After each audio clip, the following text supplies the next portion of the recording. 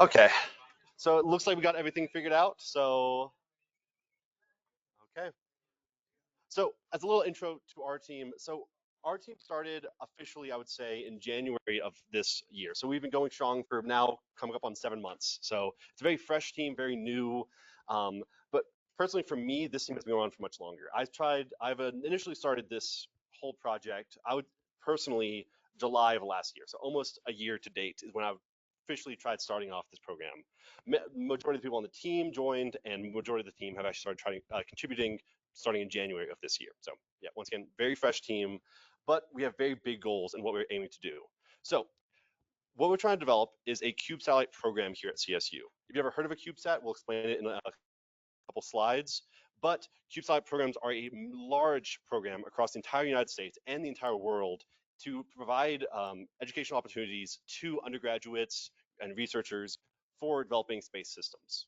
So, and to introduce some of the other members speaking today, Eric Rhodes is our operations director, and he'll be speaking on our ground station and some other aspects. Connor Hart is our HAB project lead, and so he'll be covering our how to balloon projects, as well as we have many other members attending today, such as Chinmay and Evan Tone, as well as Jacob Ahman attending virtually today. So yeah, and so with the structure of our team, I'm and programs director, so and then Eric Rhodes, once again, operations director, and Jacob Ahman is special projects director. Us three, Chandra likes to call us the three musketeers. We are the ones taking care of everything and are the main contact for majority of aspects of the team. But yeah, and so our team has grown to approximately 20, I believe exactly 21 students in total. So yes, and this is with Dr. Chandra as our faculty advisor, and where Dr. Chandra is the CSU Chill radar facility director. And so the picture on the right, that's of the Mona Lisa, the 3-story tall. How tall is? I want to say 3 stories tall. It's very large, but yeah. So yeah.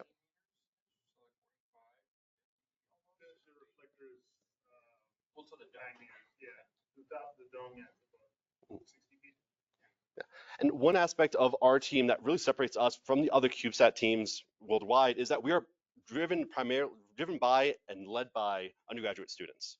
Normally, when other schools have CubeSat programs, it's normally researchers, grad students, PhD students. They're the ones primarily driving what is the Cube, like what are we actually trying to do with the program. But with us, it's 100% driven by the students themselves. So we're all undergraduates.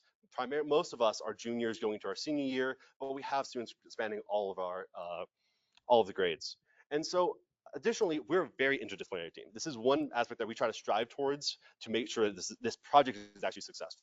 Especially when you try to compare us to other CSU senior design teams or project teams, when you start comparing us to like FSAE or VAMBOT and such, those teams are very either almost all electrical engineers or they're almost all mechanical engineers. But for us, we cover 8 different majors across our team: mechanical, biomed, electrical, comp sci, even business and liberal arts. So so this is also across 4 different colleges. We have students as a part of our team, where each one is integral to our success in actually launching the satellite. Where, for example, for visual arts or liberal arts major, her name's Leah, and she has done amazing jobs on website design and helping create a lot of the deliverables for sponsors and such, where that's part that gets somewhat missed in a lot of the other projects that happen here at CSU. So yeah, and as well, we have participation from all the different years here at CSU. So we have multiple freshmen, multiple sophomores, but once again, primarily juniors. So. And so our main mission is to develop a 2U cube satellite to promote high bandwidth communications and low power environments. So just try to get the most efficient transmission as possible from a satellite, well, especially in the nanosatellite class. That is our mission. That's what we're striving for. Our vision, though, of what we are personally trying to do is that we want to have a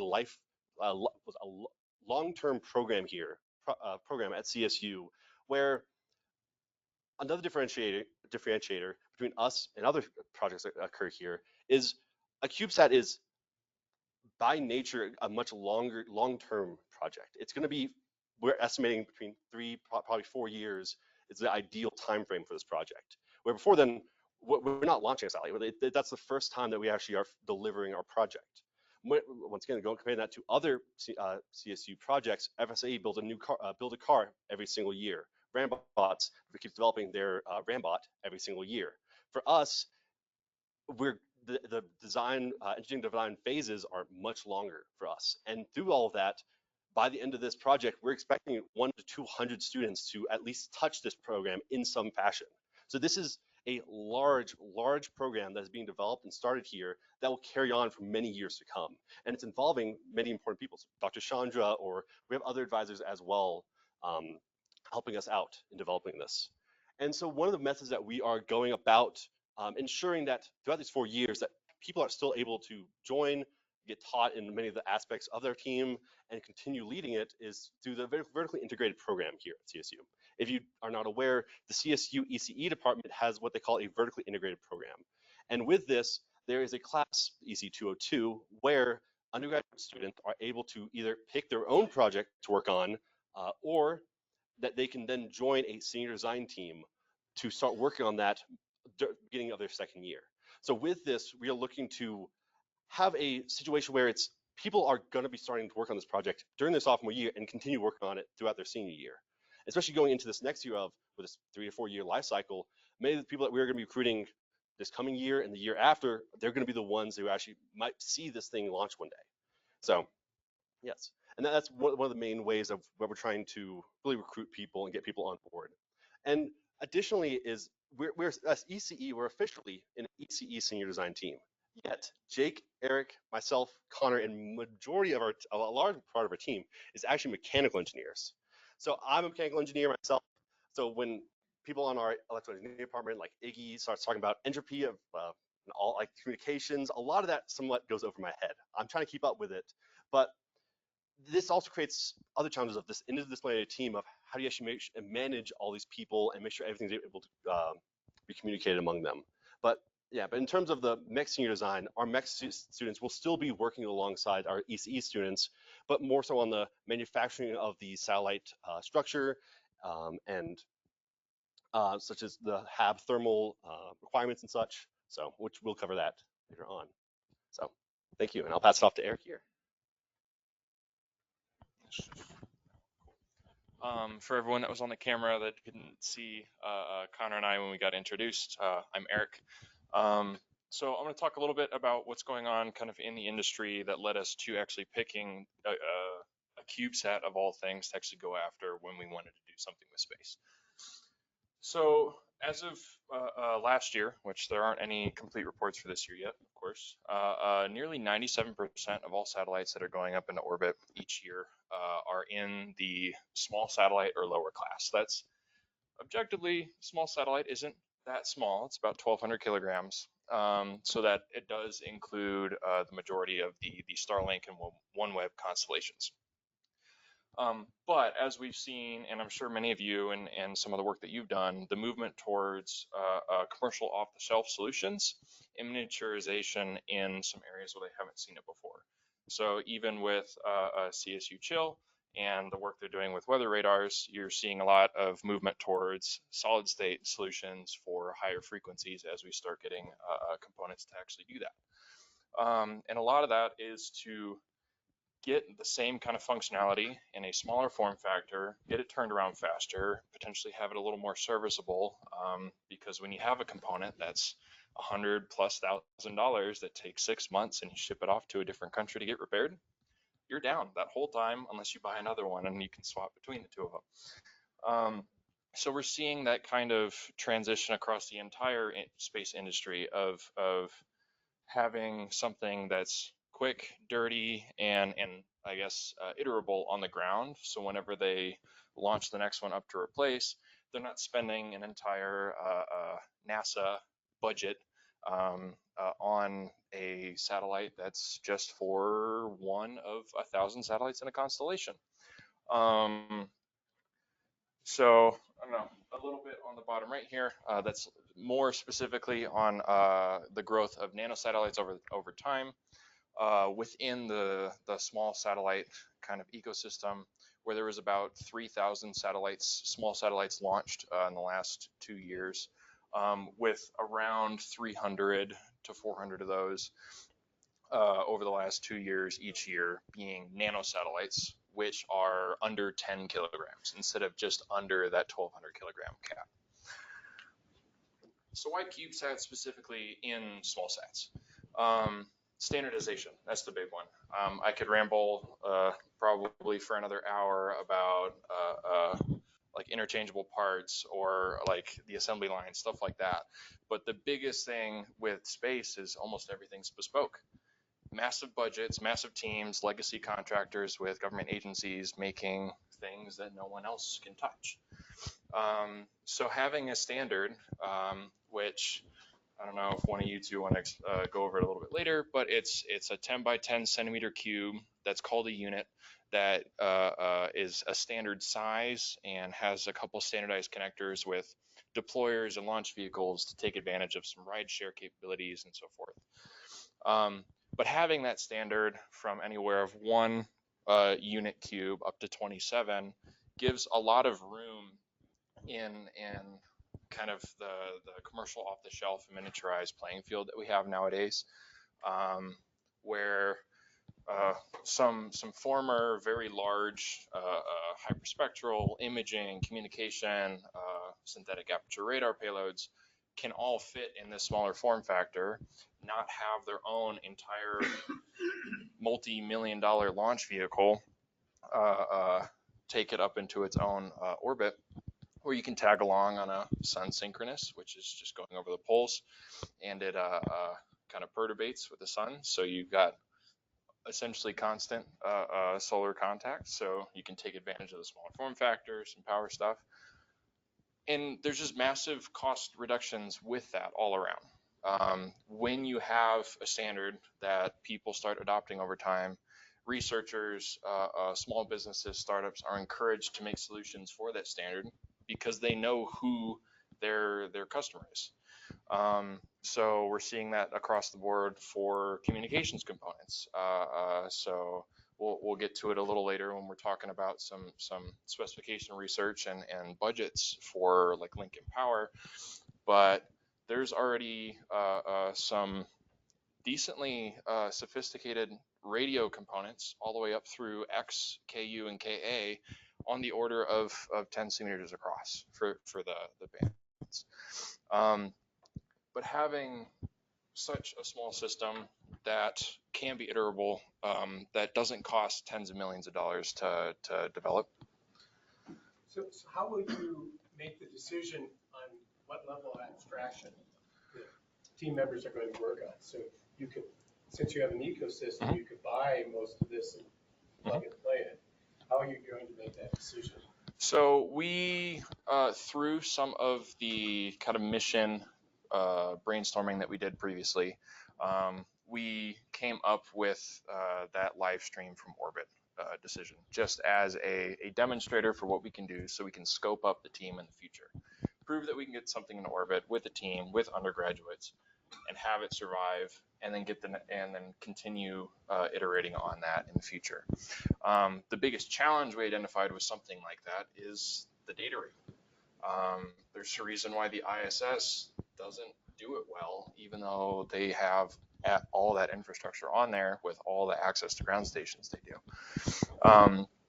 So we've come up with a couple different solutions as to how that can happen, and we've tested it with a demo model, which I believe we'll discuss in a little bit, in April, which would kind of batch out the recorded video as it could. So it's pseudo live. It's not quite constant live downlink, but it's you're recording the video throughout the orbit, and whenever you have ground station access, you're shoving that down in batches, and then you can push it up into the stream. Now, pushing down 1, 5, 10 orbits worth, depending on when you have those windows of no contact, that's a lot of data. So we've looked at doing frame interpolation and actually only having 1 frame per second to 1 frame every 5 seconds, and interpolating it to make it a little closer to 30, since there actually isn't a massive change over that time period from orbit, from what you're seeing. to eventually us coming to the conclusion that the biggest thing that we can do for ourselves is focus our ECE students' technical development on the communication system. Starting with some of the research that we'll get to in a bit on the link budget and ground station work we're going to be doing on that half of it. The rest of it is getting as low of a power, as high of a data throughput system as we can on a CubeSat in as small of a size as we can. Because when we'll talk a little bit later about some of the budgets, it's about $90,000 plus per 10 unit cube, and the image there on the right, that is a 3-unit satellite to launch into orbit. So that alone right there is almost $300,000 just to launch. So it does grow very, very quickly for a team of undergraduates that don't have Lockheed or Northrop money, just kind of sitting back there for research and development. But we'll get to that kind of funding in the future as well. All right. So Andrew, would you like to talk a bit about some of our peer interactions? Yeah. Yes. So through a connection with Dr. Chandra, Eric, myself, and Jacob Mammon, all visited Alto University during our spring break. So a little bit of background on this of how this connection actually came about. So Dr. Chandra has long worked with the Finnish Meteorological Institute, as well as the University of Helsinki, and has actually been knighted by the country of Finland for his work on radar technology. You got it? Okay. Yeah. And so Dr. Chandra has long been a part of or understanding of the Finnish aerospace community. And the one connection he has with Dr. Jan Prox, who was grad student under Chandra, but is now the director of Alto University's CubeSat program. So through this, we got to learn what actually does a satellite program look like. And so we went there and had a large technical exchange where we got to tour their lab. Jake got to work directly within their clean room. I got to work on supporting like testing of their Alto 3 CubeSat. So yes, so Alto has a very successful CubeSatellite program. So they've launched, I believe, 3 satellites so far. So they've launched the Alto 1, the Alto 2, and the Alto 1 Prime, Alto Forsail 1 earlier this year, and I've launched the Forsail 1 Prime, Forsail 2, and Alto 3 in the coming years as well. So they are a long time been part of the satellite program. Yes, so the Alto 1 satellite was essentially just trying to get something up in space. That was its main goal. It was just their first time first actually satellite launched, the first CubeSat launched by Finland as a whole was the Alto 1. So it was primarily just get something up in there. The Forsail 1 is doing it's research on electron. I'm blanking on it.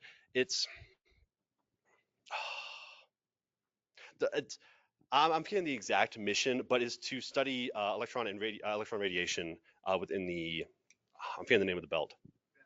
Yep, that's it. Yeah, Van Helmont belt. So yeah, so that's the purpose of the Forsail 1 sets a mission. It's actually a collaboration between multiple universities across Finland. And essentially why they're doing a Forsail 1 Prime is that when they launched the Forsail 1, there was a series of low chance small failures, and enough of them happened so that they lost communication after it launched or after it got deployed out of the deployer. So yeah, so they had to rebuild the Forsail 1 Prime while working on the Forsail 2, supporting the same mission of studying radiation. But essentially this wanted this group to understand failure.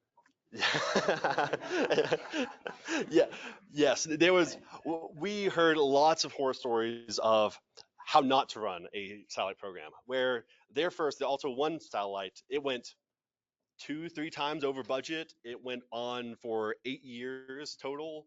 And so it was, as anyone who's worked on a project before, very common for them to go over budget, over time.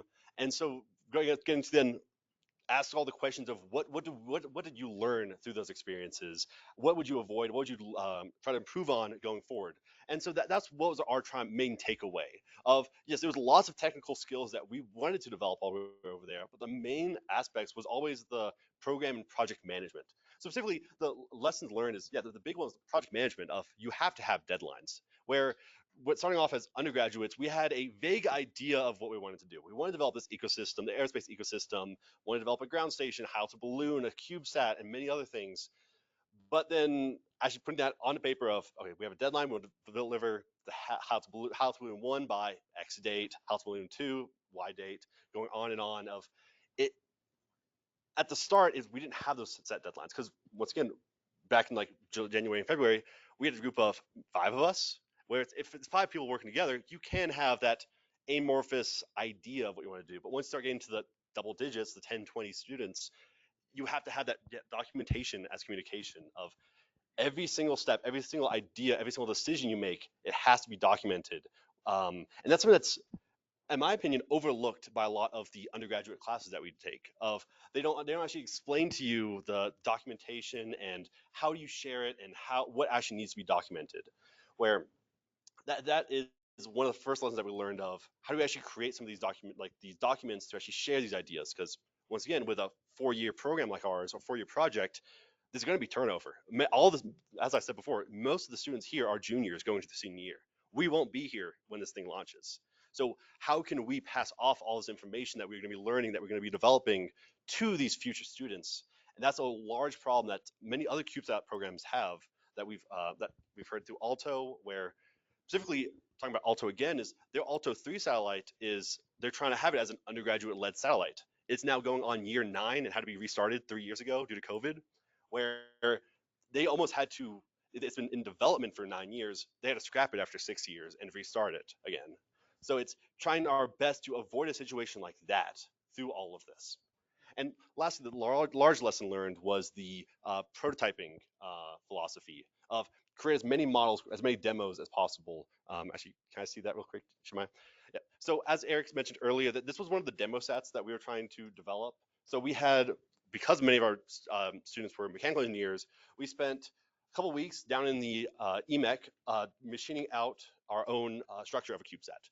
So it might have been hard to see from the picture before of how small the satellite actually is. So this would be classified as a 2U satellite. So it's 2 units, 10 by 10 by 10 centimeters for 1 unit, where it is much different than what you imagine as a actual satellite that's being launched by Lockheed or Northrop or whoever else. The massive take up a couple tables of size. This is very, very small. And it's the idea behind the CubeSat is that it's do one payload, one mission really well. It has all the subsystems. It has electrical power system. It has the communication system, but it's trying to have just what is the one payload it's trying to test. But yeah, but going back to this was the prototyping philosophy of develop all these models of these demos as much as we can so that we can actually kind of convey to people of what are we actually trying to develop? What are we working towards in the end?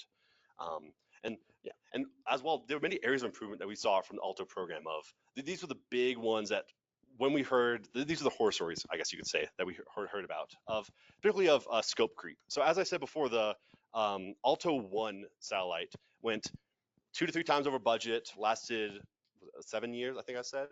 That was because of scope creep. Of they originally had, okay, let's have this one payload. They were trying to work with this one company. Let's have this one payload on it that's doing its own thing. And then another company reaches out to them. Hey, we want our own payload on that. Then another company reaches out. Hey, we also have this another payload we'd like to put onto your satellite. And by the end of it, they have 3 to 4 companies all trying to have their own say into the power system and the communications, everything that needs to happen on the satellite. And it just blew up. That it was way too large, way too many things that was trying to happen at once. And so one of the big lessons that we're trying to prove upon is not have that scope creep. Have that one mission of this is the one thing we're trying to do. We understand that we want to launch this thing in 4 years. How can we ensure that it launches in 4 years? Another area was the more HABs, the how to balloons, more testing, where the Alto program, they jumped straight to a satellite. They never did a how to balloon test. They never did any other setting something up to test it. No, they went straight from trying to develop all the technology, put it on a satellite and launch it. And so this was one area that from when we spoke with many of the people over there at Alto, particularly I remember Marius, their lead systems engineer, when we mentioned to him that we were trying to do house balloons, he was really on board for that.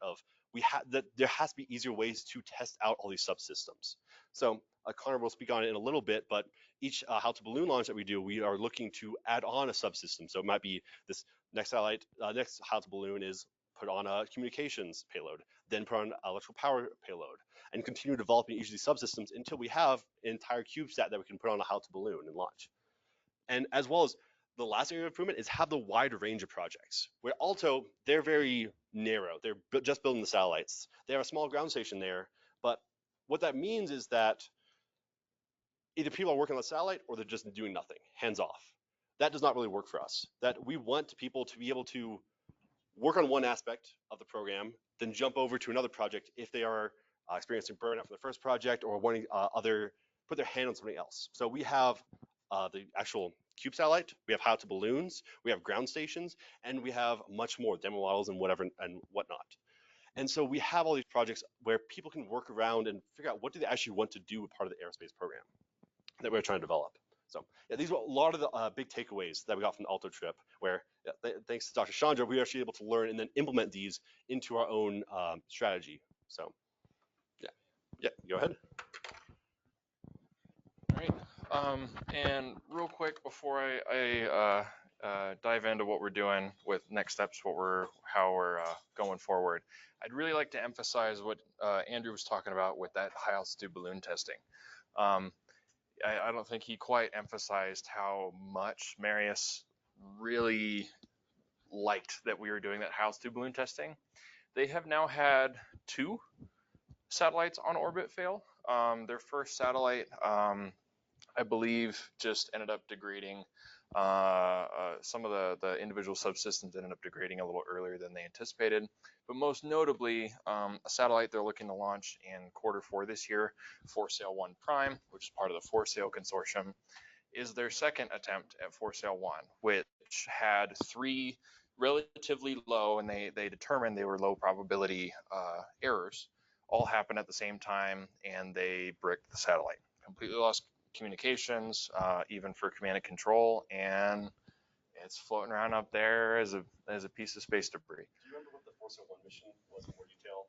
I know it's research. If it was for testing, I forget the name for it, but they have a particle telescope on there, which is part for the Forsail mission at the end of the day, which is for getting a time dependent measurement of the Earth's magnetic field and particles within them, and they can actually run pretty much a fluid simulation through it, which I think is really, really cool. We don't have any images of some of the simulation work they've done with it, but it's insane. You can do a fluid simulation at that scale. But I'd encourage you to keep the microphone. Yeah. okay. Yeah, just because we're passing it off. Okay. But yeah, no, it's really cool seeing what they're going forward with that. But like I mentioned previously, it's upwards of $90,000 per unit, which we have passing around. That's a simple kind of structure outline for it. It's like when you brick a satellite up there, that's all, like, you already did all the research development. You can build another one. You've got an engineering model sitting on the ground that you can go launch real quick. But that's $300,000 you just launched that is floating in space like a brick. Do other testing? Yes. So yeah. So the only one that's required by most launch providers is a vibration table testing, making sure that the satellite doesn't fall apart, nothing like that, whenever it's under the forces with launch. But there's But another couple of really important ones are thermal vacuum chamber testing to make sure it can actually withstand the environment of space and make sure that you're still communicating and everything is sealed and degassed, as well as radiation testing. We got to actually see that their Forsail 1 Prime was actually inside the TVAC while we were there. So it was cool to actually be able to see them testing out prior to their launch. So. Cool. How long did they do that? it really depends on what kind of campaign you're running with it. Since you're going to run a number of cycles for a different period of time for each. I believe the one they had in there was a 1.5 or 2 week long campaign where they'd cycle it up to like a peak temperature they anticipate on orbit for about 4 hours, and they drop it down to a very cold temperature on the lower end for about 4 hours, and then they keep doing that for the whole duration of that 1.5, 2 weeks. All right, so that was back, but kind of next steps. What are we doing?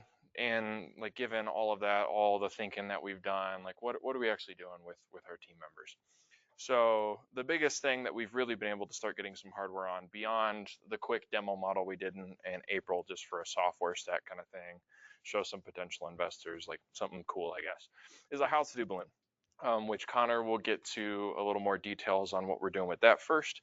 But we're doing a bit of an iterative development, getting our platform with the house to ballooning to a point where we can just throw the payload up in there, get it all connected, have our umbilical, like everything set up, whatever, on launch day, raise it up, send it off, hopefully no issues, and we get a good test out of it.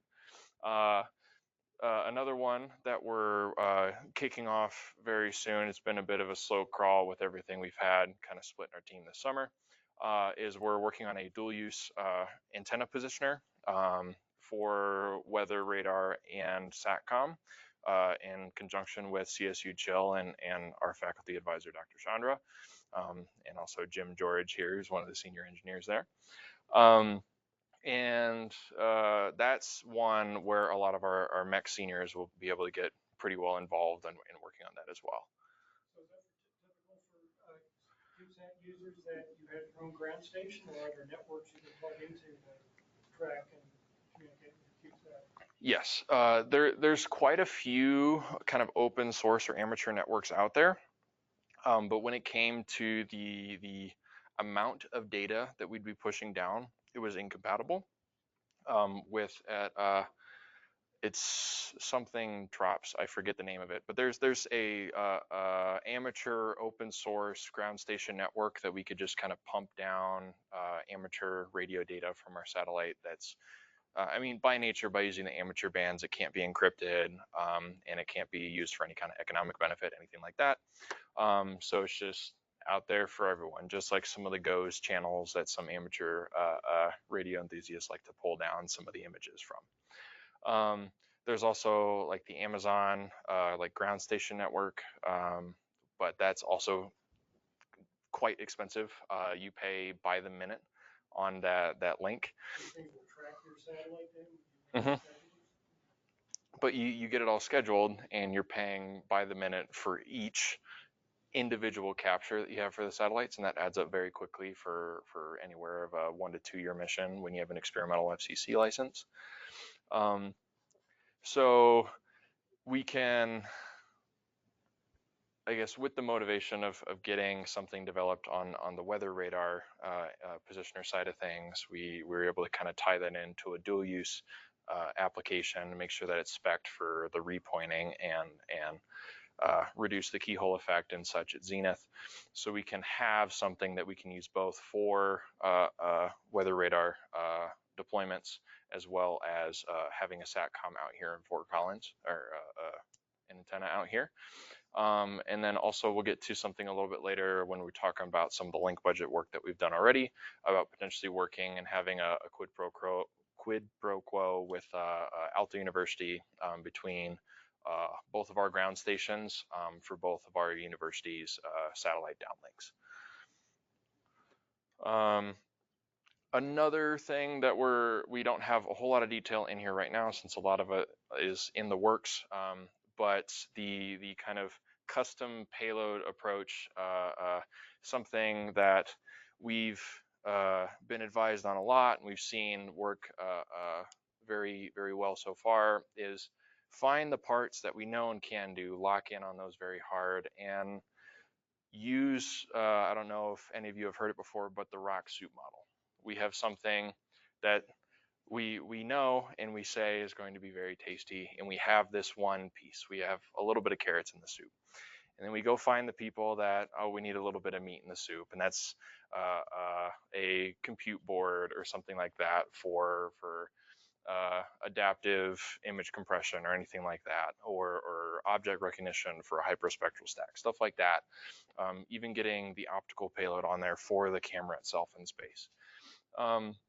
So we're working and networking with a number of companies at the moment, and one of them of note is a AI ML accelerated compute in space company called Unibap, and we're actually getting something out to them in a couple weeks, but we're hoping to get some of their compute power on the CubeSat so we can stay very focused with the actual comms payload that we're focused on developing here.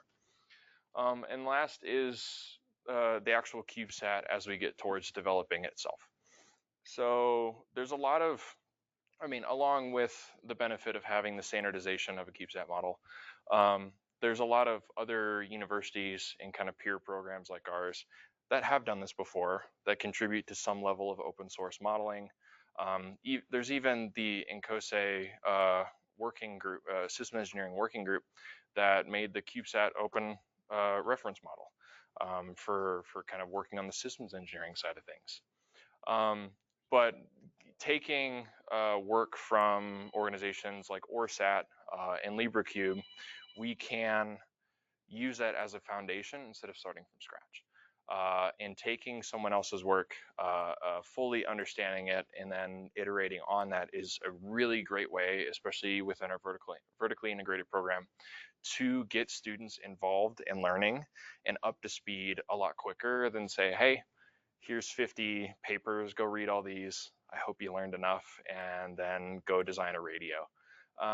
So it's a very good launch point for a lot of our students in a program that hasn't been around for 10, 20 years, like out at CU Boulder, who's got one of the best track records for any institution for CubeSats in the world right now. I think they have the 3rd or 4th most launched CubeSats. But one day, taking and building that knowledge base here at CSU, we can hopefully get to that point. To talk a little more about what we're doing with some of the bits and pieces inside the hab and so forth, I'll have Connor come up. Yeah, it's been alluded to a few times. I am here to talk about the hab. And so a hab is a high altitude balloon. Oops, sorry, let me get this clipped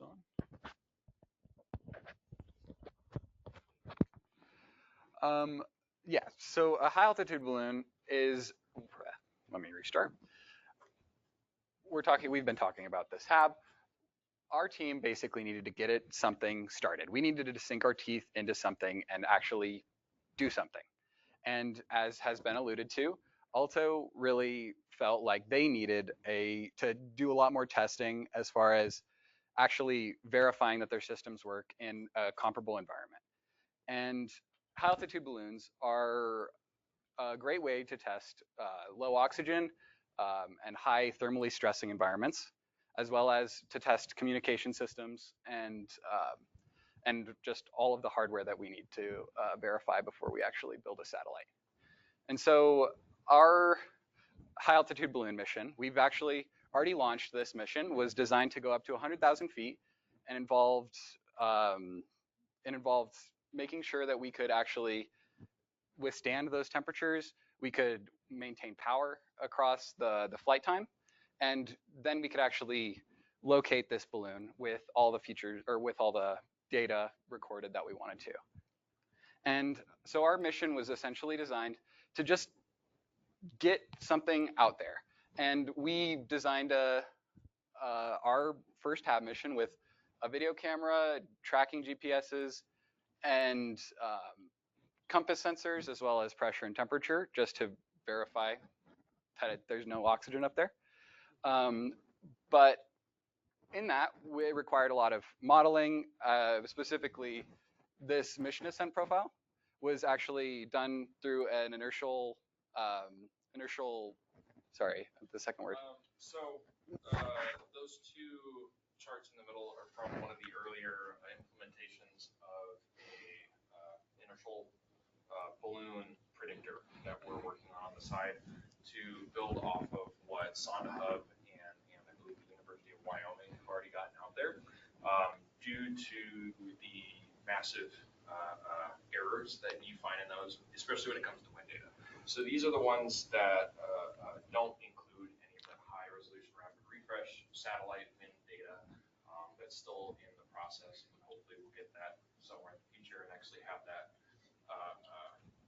be able to get a live kind of ground heat map for the surge area after it's landed. And so essentially by plugging in how much the payload weighs, what the size of our parachute is, how much helium we put into the balloon, we can actually create this profile of ascent and actually get a model for how it'll ascend and where it'll actually go. And so, yeah, we've already launched it. This is our team. On May 17th, we gathered at the chill facility. Early in the morning, we got up, went out, and with our payload that was capable of logging logging the pressure and temperature data, as well as taking a video for up to 3 hours, we got our payload together, attached it to a balloon, and we sent it up. We contacted the local authorities and we're all ready to launch when, unfortunately, it hit the side of a shipping container and the tracker fell off. So unfortunately, we have not recovered this balloon, but within that, we had multiple models, or we had a model to track the balloon's location using the altitude that Eric's model predicted, and we compared that with predicted wind data in order to create this flight map, essentially, and actually track where the balloon would be over time. And this model was actually so good that when we were out searching for it, after we recognized that the tracker had fallen off, we were about 40 kilometers from the actual launch point, and we were trying to figure out where to go next, looked up, and Eric actually spotted the balloon about 20 kilometers in the sky. And so I don't know if you guys can see it, but in the center of that blue, there's a tiny little white dot, and Eric grabbed his telephoto lens out and actually took a picture of it. So there's evidence. A sense of scale on that one. I actually didn't spot it with the camera first. One of our team members, Owen Geis, managed to spot that with his eyes. This is zoomed in at 500 millimeters on a camera lens, and that is 30 pixels across of an 8400 pixel image. That is 22 kilometers away, and that's about 5 minutes before it burst. And we ended up watching it burst over in Raymer. So about 40 minutes east of here after launching, or actually probably an hour and a half east of here from now, since we actually launched from Greeley. But we managed to spot it nearly an hour after launching it and see it burst. The hard part is when it hit that shipping container was right at launch. So we didn't have that live GPS feedback. So we were dead in the water on hoping to just like, oh, here's the ping, let's go run out there and grab it. It was a kind of surprise. And we did spend a good amount of time out there actually looking for it on foot. Between, I think there were 4 vehicles. Between 4 vehicles, we all went out there, spent a few hours looking on the first day. Then it got dark. Then we went out a second day. Unfortunately, we couldn't find it. We were covering an area that was about 20 miles if our predictions were accurate. And unfortunately, our parachute was a little undersized, so it may not have been super accurate. But that brings us to our next mission, the second balloon. And so essentially, our goal is to reproduce the design of the first one, but just make sure it's all put together right, and make sure that we actually get what we want out of it. And so we've improved the structure.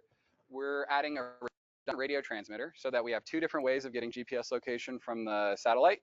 We've got this tracker that was on the first one, as well as this radio transmitted data. And our goal is just to make it a little more easy to use and repeatable over time. You know, in the early days when satellites were launched, when it was introduced, launch failure was 50%. You know, a lot of people in my age group who can Yeah, we're taking taking a page out of Alto's book, and their first mission also failed. So. Well, this first mission, it functionally failed. To us, we still considered it a success as a personal for a team, And where we still developed something. We knew it worked on the ground. We now know the procedure for setting it up, and we also learned lessons such as the redundant telemetry that we're now improving future HAB missions on. And so certainly, like we had stress tested this system, and we were very sure that it worked. So somewhere out there, the data is all saved. But yeah, he might go check the video. But we're adding redundant systems, just making sure that this next one, it hits the mark. And we're talking about the second one, but as well, we're talking about further ones. We want to launch a HAB at least once a semester. Well, it gives us an opportunity to put new sensors, new equipment on our balloon, and actually continually test and develop space-ready hardware. And so currently, some of our electrical engineers on the team have been developing power supply boards, boards for our computer system, as well as additional breakout boards for any sensing equipment we need. And as we go on, we're going to keep adding systems to this. We're going to keep increasing the uplink and downlink capabilities, as well as adding ADCS determination systems, and hopefully be able to control this satellite while it's up in the air. As well, we're going to be constantly testing power systems and thermal systems, and just bringing ourselves closer to that actual CubeSat mark. One aspect to note in particular is also. So one aspect in particular is that it's not, when developing these HAB missions, it's not completely linear. We don't complete HAB 2 and then we all move on to HAB 3. No, we have some people working on HAB, some HAB 3, while HAB 2 is still being developed by other team members. Because, of course, there's some aspects of HAB 2 have already been completed, and so now what are those people meant to do at their time? So, for example, Evan and Nick DeVay, Evan as a comp sci and Nick DeVay as a computer engineer on our team, are looking into Google Coral, which is an AI accelerator, a tensor processing unit, looking for ways of how can we incorporate that into our HAB missions as for onboard computing power. What is the power source for this? So the HAB missions that we've been using are running right now. We're running on lithium-ion batteries. So at this scale, we're running just on a limited time battery. But as we develop, we'll continue to add solar arrays and actually hopefully be able to power them while they're in the air and charge the batteries. I hear you using Raspberry Pi a lot. Is the Raspberry Pi rated for like actual space, or are you certainly not? What are you switching to, or are you going to try to make your own? We're continually developing that, and PCBs have to be like actually specially made for applications in space. The incoming radiation can cause a lot of problems with regular boards. So it depends on what the mission is. So there actually have been CubeSats, for example, that have used Arduinos. They've launched with Arduinos as the target processor. So it's like a lot of commercial off-the-shelf electronics are actually viable in space. There's even someone I think used a flip phone as their main communication. Put the phone inside the satellite and use that for communications. It's completely viable.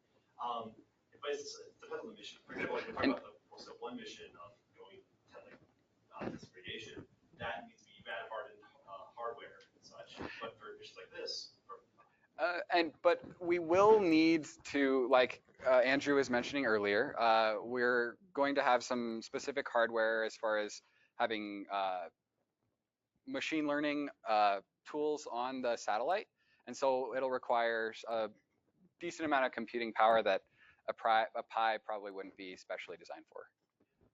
Yeah. So, I mean, you mentioned that you're going to have to use special PC boards parts to, excuse me, cause a lot of outgassing problems for anything taking pictures because it doesn't go away. just stays as a ball around the aircraft. So, I mean, you got to deal with that at some point in time. So a little bit more context that I think a lot of the questions are moving towards. This isn't necessarily the first iteration of the FlatSat or CubeSat going along. This is for the platform that goes with the house of limbs that will be able to support taking those subsystems up, being able to test them, and providing the data back down, and provably, like through a track record, being able to recover those numbers. So it's a bit of a glorified radio sonde at the end of the day, and we're starting a little over-engineered, and then we'll prune it down as we increase the cadence of these launches and our test campaign. Give us a little background. So the platform you're plugging this 3X CubeSat into, what services are provided for you? I presume you get power from the central. What central services do you get to utilize versus what do you have to do yourself? Do you have to have your own transmit antenna? Yeah, in our second hab, we're actually planning on having, wrong one. I'm talking about the CubeSat, beyond the hab. Okay. And the CubeSat standard. Does the CubeSat separate from all the other CubeSats that are launched in a bundle, or they stay stuck together? So they're all separated. So CubeSats, so the deployment of CubeSats is called a P-pod, where it can store multiple CubeSats. So yeah, They're launched. Yeah, so you can think of it. It's so it's a ride share on top of like with Lockheed or Northrop. They have launch one of their larger satellites.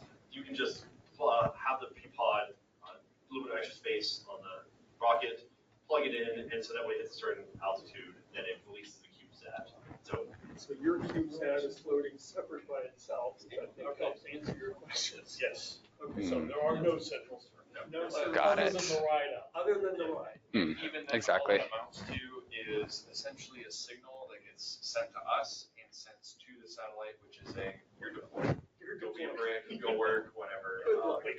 They don't care as long as it doesn't break anyone else's project. So. But it would seem with this being a standard, that there would already be people making standard things everybody needs, like power supplies and radios and up and down link.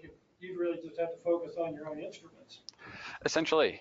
And that's kind of the goal of the hab, is actually being able to test some of those instruments and in an applicable environment in a much easier way. I mean, we're talking $90,000 to $270,000 compared to $60 of helium. And yeah, so our hab acts as a scalable platform, and like I said, we'll be able to test novel systems. And when we recruit new team members, as was mentioned with our vertically integrated program, we will be able to sort of work with them in order to get certain payloads that may be desirable. And so an example of one of those projects may be some sort of telescope just standalone on itself, or in and of itself, where a student may have some special interest with optics and just wants to throw their payload on our balloon. And yeah, I guess that's kind of the gist of the hab stuff. So I guess I'll throw it back to Eric. Are there any more questions on the hab?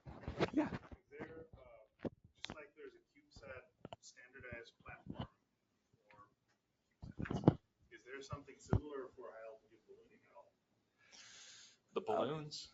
But if there isn't, could you make one? And that's almost the direction that we're going. Not necessarily for a like to market kind of solution yet, but getting our own platform set up on that, where we can kind of plug and play with whatever we need to test on those missions.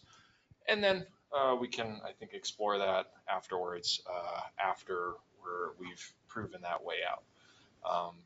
And so, Especially if you're going to do a lot of launches.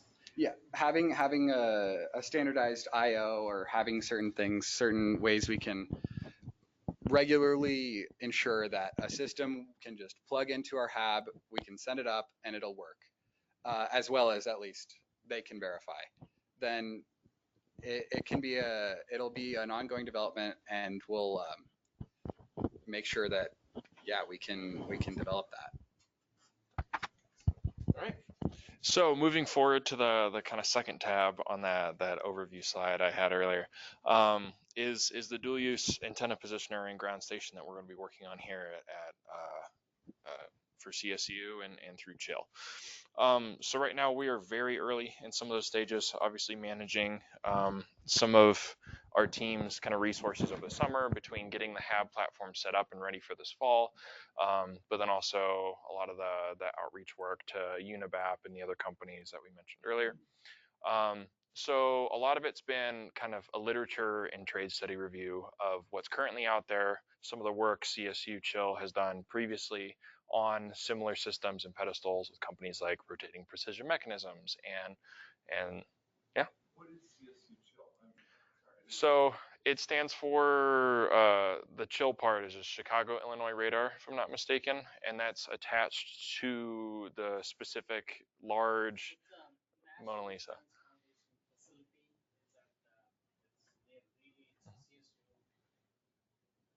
Designated national radar facility. It's a huge S-band, X-band system. There was a picture of it on a couple of slides Mhm. earlier. Right, I didn't have the background, so thank you. Yeah, for the scale, it's in here somewhere. Yeah, there you go. So that one on the right there, that's the one he's talking about. That's the really big one that they're working with. But there's a lot of other systems they're working with there, and not just that. They've got a lot of X-band radars they've been working with recently.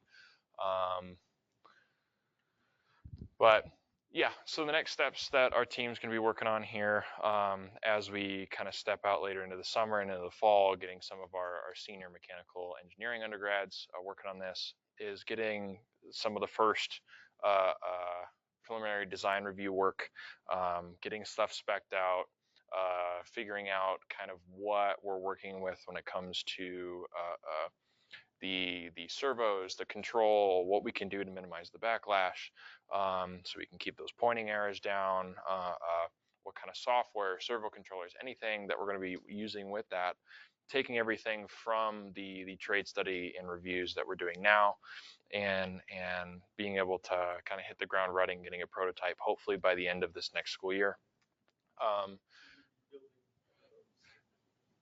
Yes, similar, probably not exactly like that, but yes. Yes. So we're looking to have less than 0.1 or so arc minute of backlash. So very low, ideally 0 if at all possible. Yeah. Yep. So as close as we can, because even with quote unquote 0 systems, they always have some level of compliance to them. But I mean, it's very dependent on the antenna that you have on there. It should be, I believe, sub 1 degree for the SATCOM, and then it's very dependent on what weather system is on there. So why do you need 0.1? A lot of that is kind of the because it's being spec'd for both weather and SATCOM. SATCOM actually has some of the lower spec'd requirements for the system itself, whereas some of the CSU Chill imposed design requirements or goals for the system are actually a little bit further ahead of what we need for the SATCOM. So that explains a little more of it. Yeah.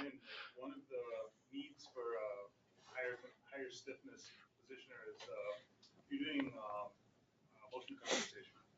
So this thing's riding on, say, a ship, and you're measuring the ship's attitude, and you're dynamically adjusting the elevation angles. Oh, so there's other goals way beyond what this is. Mhm. Right. So Why is that linked? Because that's massive overkill for this project. In some sense, yeah, but in other senses, there's benefits from getting hardware commonality. So the true justification at the end of the day is we're doing this work on behalf of CSU Chill, so we can have this kind of system come out of the work that's being done that would be happening anyway. Yeah. So in a lot of ways, we just kind of got attached with the hip, at the hip with something that's kind of been sitting on a back burner, getting this moving for them, and if we can get something working to their spec, we can also get something kind of tucked in there for us. Are you also trying to track the satellite with these? Yes.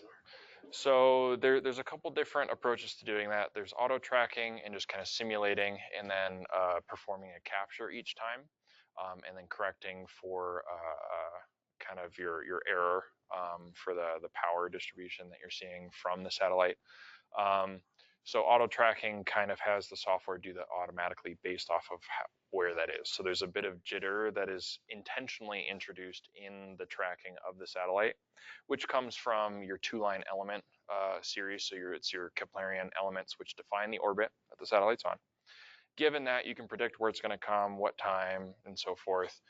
You start with the antenna there, and you can kind of sweep over where it's going to be, and then you refine those Keplerian elements and kind of have a better track the next orbit instead of looking to update those every once in a while when you start losing contacts and so forth. But the tracking part doesn't require more accuracy in the... No, the biggest one with that is ensuring like the pointing accuracy spec for SATCOM is much lower than some of the pointing requirements for some of the adaptive correction for the sea-based deployments for any of these weather radars. So obviously designing a system for both is just kind of picking out the highest specs for each of those. And in all reality, the weather radar pedestal is spec'd over the SATCOM one in most all of them. So we are just kind of getting both. For some of them, yes, especially even weight, because in some ways, even like the Alto team, the ground station that they have right now is, I believe, an 8-foot long Yagi antenna on top of a little XY positioner, because they're at such a high latitude, they're only pointing up of maybe 15 degrees for elevation. So they're not having to do a lot. They're not getting a lot of lateral movement with azimuth or anything. Whereas with a weather radar, we might be looking at 30 plus degrees per second, and then whatever we need to do repointing for SATCOM and so forth. So we're right in the middle of a lot of that trade study right now, and hopefully looking to get some of the stuff starting to get it designed this fall. Yeah. In terms of the undergraduates that are on the team, what design would they be specifically doing for your ground station? So much from head to tail for that. What would they be specifically doing? It's very split up on kind of what specialization the undergraduate is kind of tucked in. Since we are very multidisciplinary, a lot of the like physical structure with the pedestal and positioner is kind of tucked in with the mechanical engineers getting the actual physical structures, motors, some controllers, and some of the more mechatronics level stuff. And then we start tucking in some of the ECE work when it comes to controls, the radio itself, and DMOD, synchronizer, all that kind of stuff. I'm not the biggest expert on that, so I probably just said a bunch of gibberish, but that is where a lot of the electrical engineering students will be tucked in a little more, since that's their focus. And we did a decent round of interviews and whatnot, and this past spring semester to actually get those seniors kind of attached to the project for their senior year. You're mostly doing the whole thing, just you'll pick and choose things to dive into more detail. So I mean, all of these are big enough projects that it's a collaboration at the end of the day. It's not something we're looking to take the next 10 years and have one person do it. Hopefully we have something like this done before we launch, so we're not having to go buy something or say, hey, Alto, can you downlink for us for a year or two? And then the satellite deorbits, and now we gotta wait for the next one. Also, the sooner we can get something, at least on the prototype side, the better.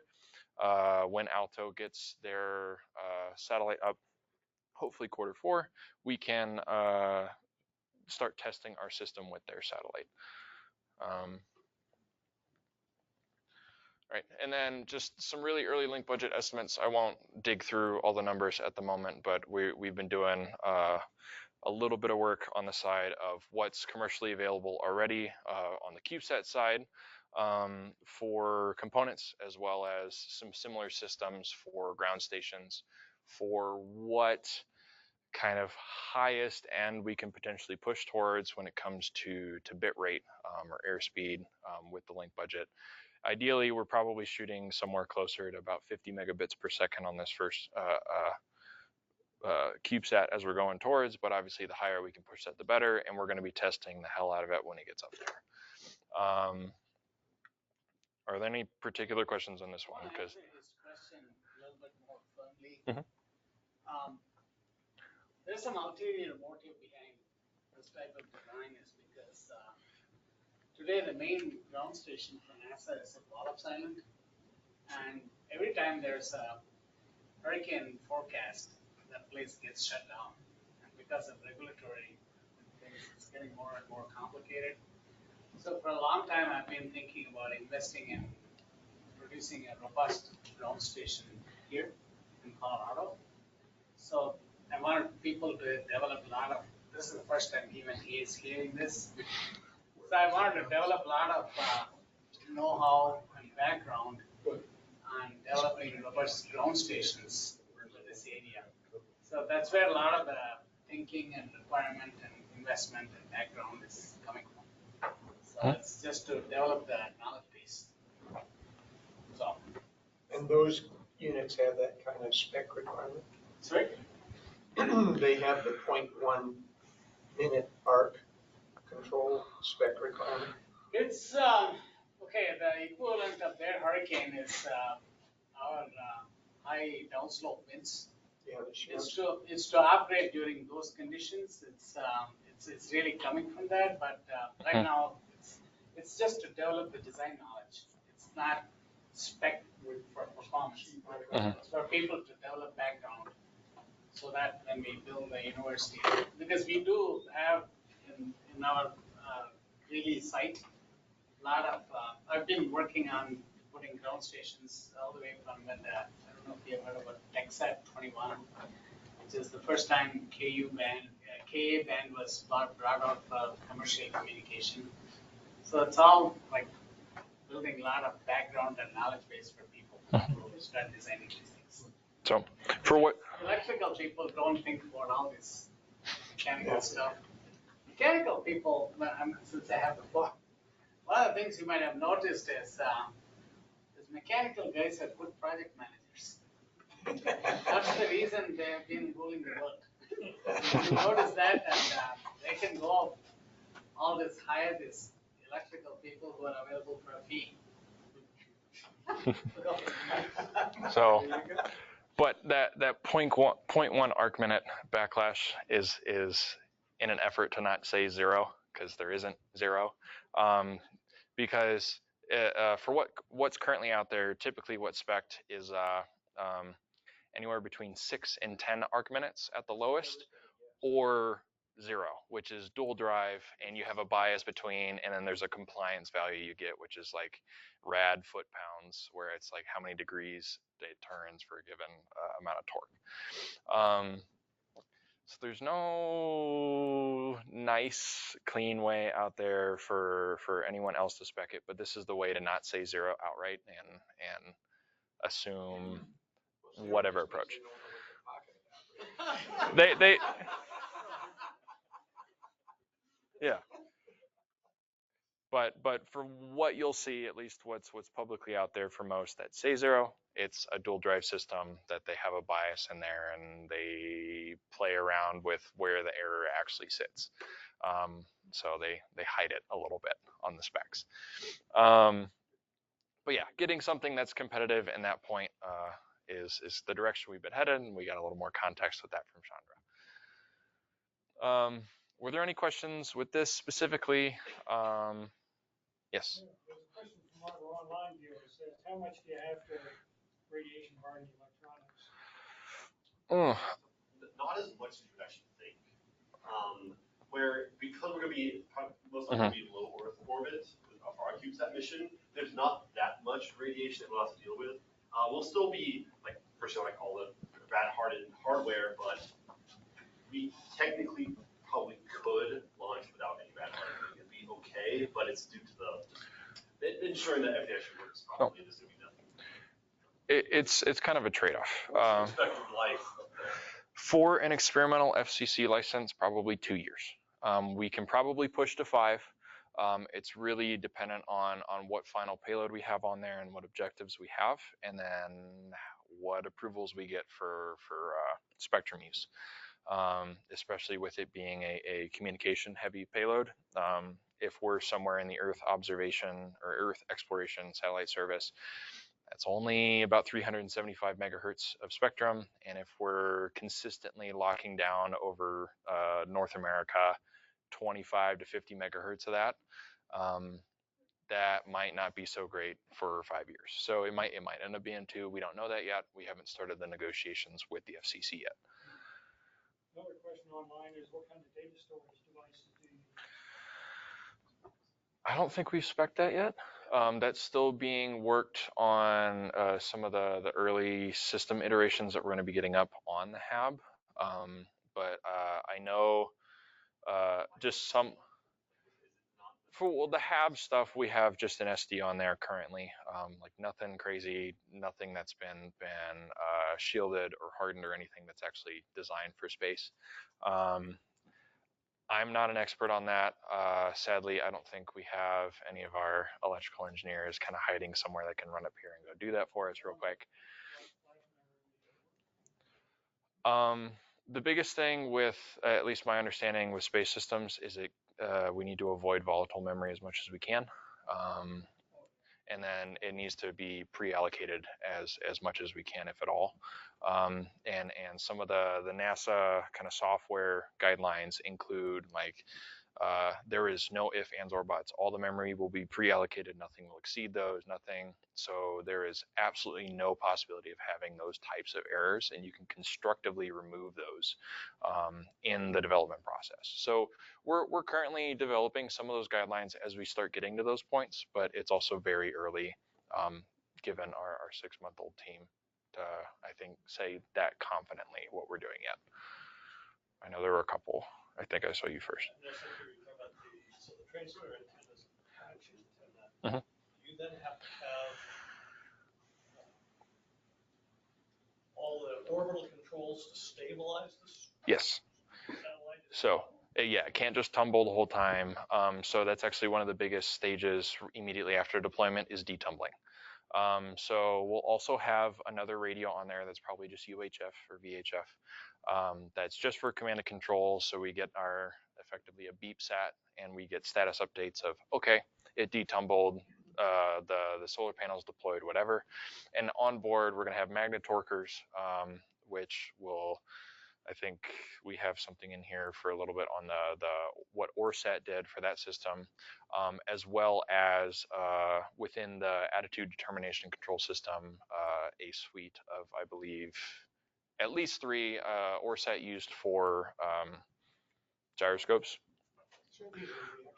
Yeah, reaction wheels. There you go. Thank you. Yeah, and like I know there's a whole bunch of different ways to kind of develop some redundancy in that ADCS system. The biggest thing for us is trying to miniaturize it. It's very easy for ADCS systems when they're miniaturized too much, especially for mechanical ones like reaction wheels, to be saturated. And that takes a very long time for them to desaturate, because all you have at that point is your magnet torquers. And so we want to avoid spending the first month in orbit desaturating our reaction wheels while it despins. Hopefully we can get that in an orbit or 2 after launch. We don't currently have that spec, but Connor, do we have something later talking a little more about the reaction wheel research that you're working on? Not only the research I'm working on, but I'm currently working on ADCS research with another professor here at CSU. It's not really affiliated with this CubeSat, but it's basically control system platform that allows us to test software for these ADCS systems, and hopefully get some good specs on what saturation would look like in orbit. Yeah, but we'll have an ability to point. So you mentioned data storage. Mhm. Is the idea you absorb or accumulate data and then dump it every orbit? Is that your idea? Yeah, and that's why we need as high of an airspeed during that capture as we can. How much data are you thinking you're going to inhale? We haven't fully spec'd it yet, but assuming we haven't, well, we've got some simulation stuff later that we're going to go over, but just a really rudimentary one that I remember the numbers off the top of my head. Assuming a overhead pass every orbit, it is 17 something megabits per second that is required for the duration of that capture to downlink 5 frames per second of 1080p video. And again, this is all super dependent on what final payload we end up having, what kind of video system, if we continue with the live video from orbit, whether or not we end up getting a partner and work on hyperspectral or synthetic aperture radar. So there's a little bit of flexibility in that, and part of that is anticipating those potential missions and speccing the communication system for that. What's the motivation for the video? The biggest thing with that was having some level of public outreach. Starting off, what's the first thing you think of when you hear CSU? It's ag. It's not space. It's not like what you hear from CSU Boulder. It's like aerospace program. Let's go work on a CubeSat. It's let's go work on a farm. We want to get some level of that across many, especially public institutions across the U.S. FSAE is the mechanical engineering go-to. There's a lot of aerospace engineering programs that are popping up everywhere, and there's currently one being worked on here. Where's the capstone big project that everyone goes to for that? There's Design, Build, Fly. There's the drone team, the University Student Launch Initiative with NASA, or why not build a CubeSat and actually do something with space? To a little bit more in details, also currently there is no true live stream of Earth from orbit. The closest that you can find online is from the ISS. They do have a YouTube live stream going on, but there is constant blackouts. The screen is half blocked by the ISS itself. A lot of times it has to be repaired, so it's down for a decent amount of time. They just show like an AI video of the Earth, which is, there's no point in seeing that.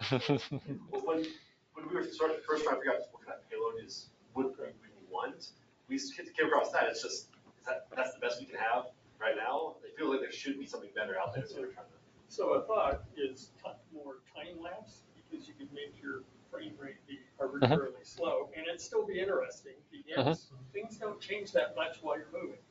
And so that would be a way to trade off your data rate and still get a regular frame rate, constant frame rate.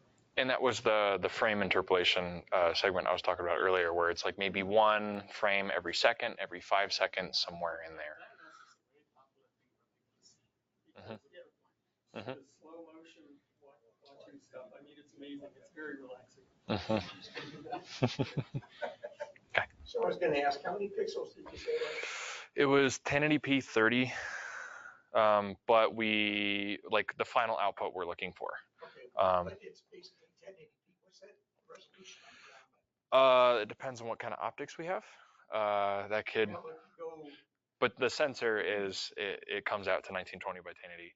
That's just spitballing what kind of data we're going to come out from. We haven't spec'd that system, so we don't know. When it's small, well, as it gets small enough, we start getting into national security issues because now it's a surveillance satellite. So whether or not that can be a public live stream or anything, yeah, my guess is somewhere on the order of it's got a span of horizon to horizon all the way down to about a state. For a public-facing live stream, which is similar to what NASA has currently.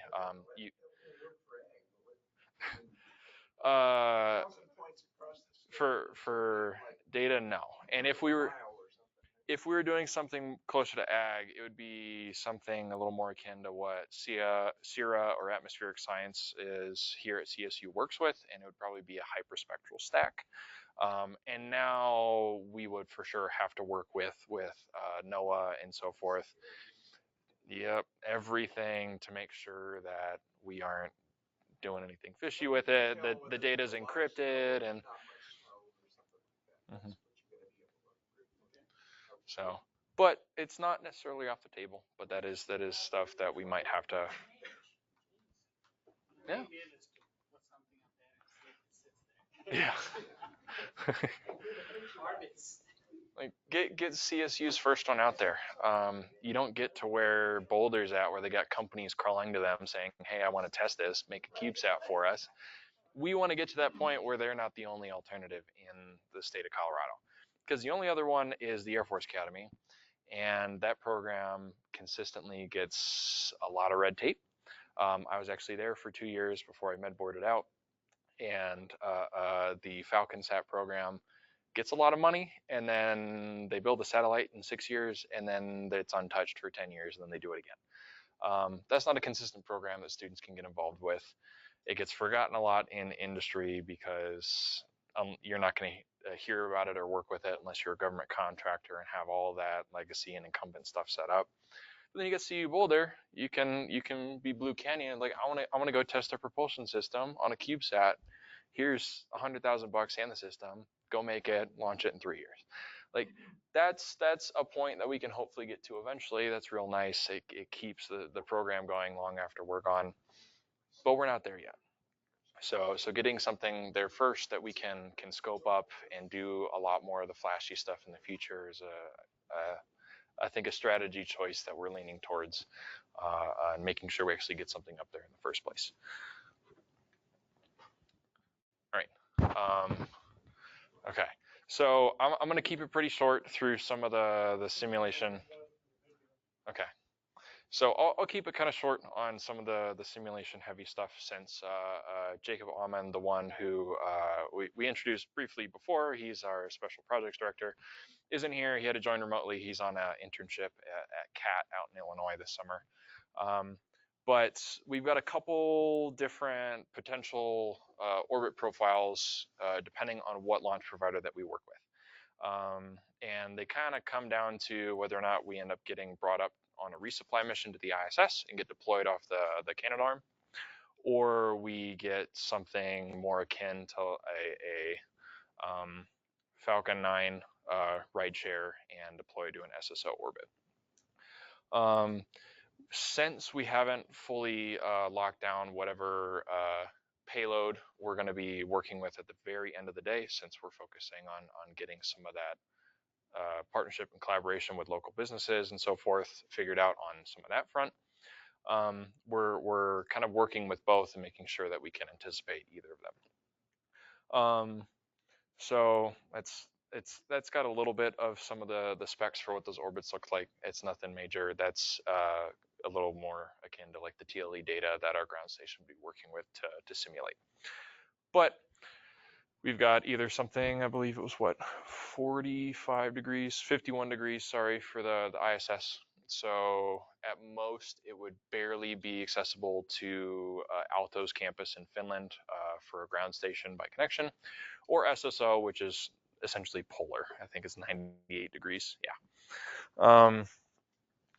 But actually simulating it using the CubeSat reference model in MATLAB, we're actually able to run some Simulink connectivity simulations and actually get the timing and spacing between each of these. And you can see how having a partnership with Aalto, so we're helping them with their downlink and they're helping us, can significantly reduce the required minimum bit rate, so we can store all that data and then batch it down whenever we're overhead. So kind of decreasing those upwards of 10 missed orbits is a big priority. So especially if we go for an SSO orbit, that's something that we'd very much, I think, need to lean on Aalto for. With ORSAT itself, would you like to talk about that? And you said 6 minutes? that on recording? Yes. So now actually kind of more so talking about the actual CubeSat platform, we are going down the approach of we want the students to get as much hands-on work in developing these subsystems as possible. And so we are trying to base our CubeSat off of an already existing open source model. So this is the ORSAT. The ORSAT it was a CubeSat developed out of Oregon in collaboration between 3 different universities. They've launched a 1U and a 2U version with another, is it 3U coming up in the coming years. So this is already, this is a CubeSat bus with flight heritage with tested subsystems that we're able to then update, modify to accommodate our own payload, where they have their own payload on there as well as additional space for other payloads, where they had it in mind when developing this that they wanted to have it as open source as possible. They wanted a common platform for CubeSats, which is also what we, when we developed this demo model, this machine structure is based off of the ORSAT structure. And so even though CubeSats are standardized, that essentially just means the dimensions and these rails, that's all standardized. But the actual internal components, there's no standardization, no common, no common, you can just buy it. So we were trying to, this is our launching point for our CubeSat. That's how we're viewing this. It has a large amount of redundancy and ability to be improved upon. And so we're working with this, seeing what needs to be improved, how can we accommodate our own payloads, what payloads are even are able to be used up on board with this, and such. Yeah. Any other questions about the ORSAT or our approach to it?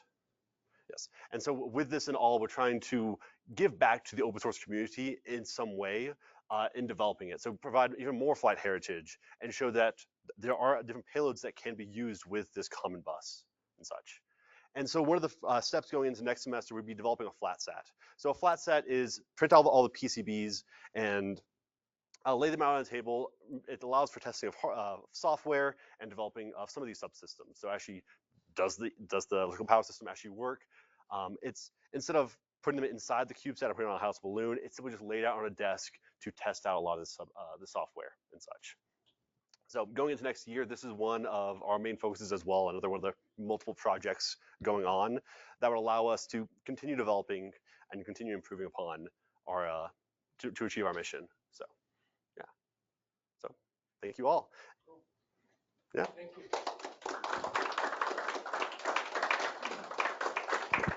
That concludes our meeting, and I'm sure they'd be happy to answer questions personally afterwards.